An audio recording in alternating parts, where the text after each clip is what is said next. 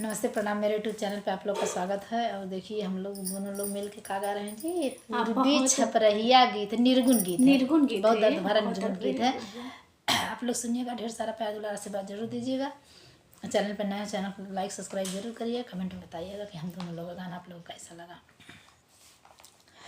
अरे कचरे में हो, कचरे में मोरा हिरवा हेरा गइले, कचरे में मोरा हिरवा हेरा गइले, कचरे में हो, कचरे में मोरा हिरवा हेरा गइले, कचरे में मोरा हिरवा हेरा गइले, कचरे में।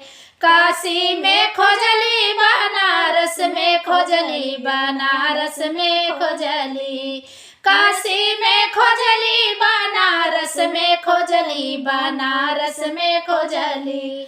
अरे खोज आए पानी पत्थरे में मोरा हिरवा हेरा गइले, कचड़े में मोरा हिरवा हेरा गइले, कचड़े में, कचड़े में है, कचड़े में मोरा हिरवा हेरा गइले, कचड़े में मोरा हिरवा हेरा गइले, कचड़े में। गंगा में खोजली हो, यमुना में खोजली, गंगा में खोजली हो, यमुना में खोजली हो, यमुना में खोजली। खोज आए माई के अचरे में मोरा हिरवा हेरा गइले, कचरे में मोरा हिरवा हेरा गइले, कचरे में। अरे कचरे में हो, कचरे में मोरा हिरवा हेरा गइले, कचरे में मोरा हिरवा हेरा गइले, कचरे में। अरे नदियों में खोजनी, नदिया में खोजली, नहरिया में खोजली, नदिया में खोजली, नहरिया में खोजली, नहरिया में खोजली, नदिया में खोजली, नहरिया में खोजली, नहरिया में खोजली।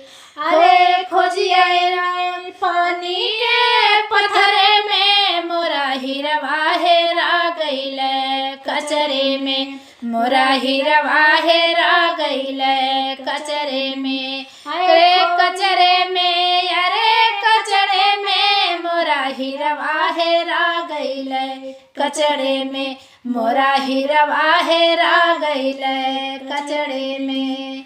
अरे शिव हो नारायण गुरु कहीं समझा मैं, शिव हो नारायण गुरु कहीं समझा मैं हो, कहीं समझा मैं, शिव हो नारायण गुरु कहीं समझा मैं हो, कहीं समझा मैं।